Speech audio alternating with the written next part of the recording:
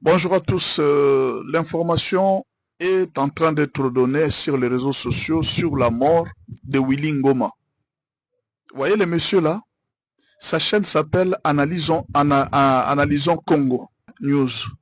Analysons Congo News. Bon, je sais pas comment il s'appelle, hein. Moi, je le vois toujours. Il est trop critique par rapport au gouvernement congolais.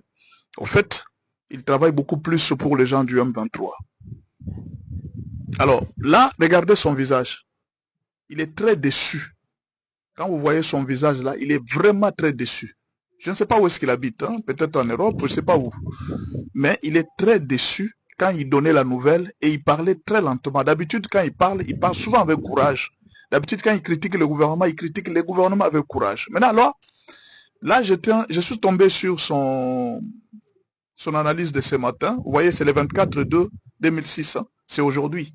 À 10 heures du matin, c'est lui qui écrit là. Convoi AFC M23 frappé par drone. Willy Ngoma à bord.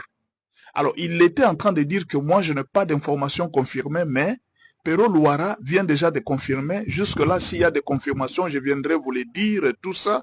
Bon, c'est son information. Il est du M23. C'est l'information qu'il nous a donnée.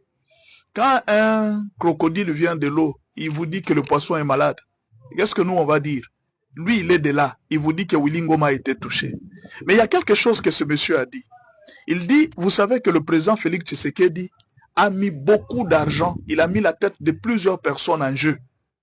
Il donne des millions de dollars. Il a donné des millions, notamment il a déjà donné l'argent pour Willy Ngoma. Il a déjà donné l'argent pour Nanga.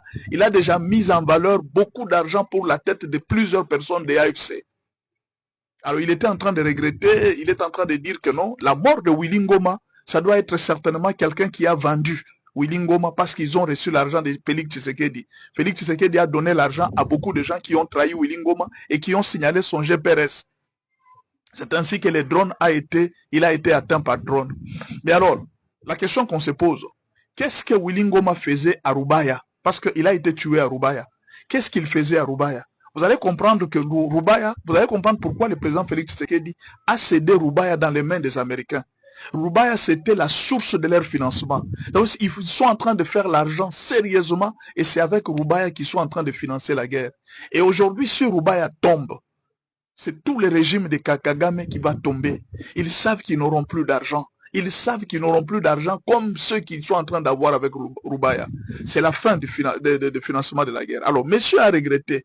Il a dit, la communauté internationale vient de constater. Ça, c'est lui qui est en train de dire hein, dans sa vidéo. La communauté internationale vient de constater que c'est Kinshasa qui a violé les cessez-le-feu. Et c'est Kinshasa qui est en train de tuer. Maintenant, là, nous allons commencer la guerre. Ça, c'est ce que lui a dit. Maintenant, l'AFC sera obligé de commencer la guerre et on verra qui va gagner.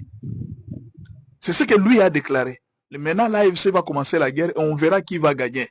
Vous voyez un peu. Donc pour lui, tous ces jours ici, l'AFC n'avait jamais commencé la guerre. L'AFC était en train d'observer les cessez-le-feu. Et pourtant, il oublie que les Twiraneros et les groupes de l'AFC, les commandos de Nanga viennent d'être attrapés dernièrement à Lemera. Ils ont été présentés à Goma. Mais quelques temps après, ils se sont retrouvés à Lemera. Qu'est-ce qu'ils faisaient à Lemera? Ils sont partis observer les cessez-le-feu à Lemera. Est-ce qu'avant les cessez-le-feu, ils occupaient Lemera? Voyez un peu. Tout ça, ils sont en train d'oublier que ce sont eux qui n'ont jamais cessé la guerre. Ils ont toujours attaqué. Et le gouvernement avait prévenu à tout le monde. Si nous avons annoncé les cessez-le-feu le 18 février et qu'il y a même une attaque, il y a même un effort de changement ou bien un effort de repositionnement, la RDC a mis en garde les gens du M23 que nous allons vous attaquer. Mais comme ils n'ont pas voulu croire, ils pensaient que c'était l'ancien système où ils avaient des généraux, ils vont appeler, non, cède-nous la ville, cède-nous la ville. Ils pensaient que les mêmes systèmes continuent. Ils ont osé défier les cessez-le-feu. Et voilà les conséquences. Et ce n'est pas fini. Pendant qu'on est en train de vous dire que le président Félix Tshisekedi a mis les minéraux de Rubaya dans les contrats avec les Américains. Donc vous, là, vous pensez, ça ne vous dit rien. Les Américains ne vont rien faire. Allez en enfer, allez en enfer. Donc vous dites aux Américains d'aller en enfer. Il n'y a pas de problème. On va voir entre les M23 et les Américains qui vont aller en enfer. Voilà les choses commencent à se passer. Et ce n'est pas fini. Ce n'est qu'un début.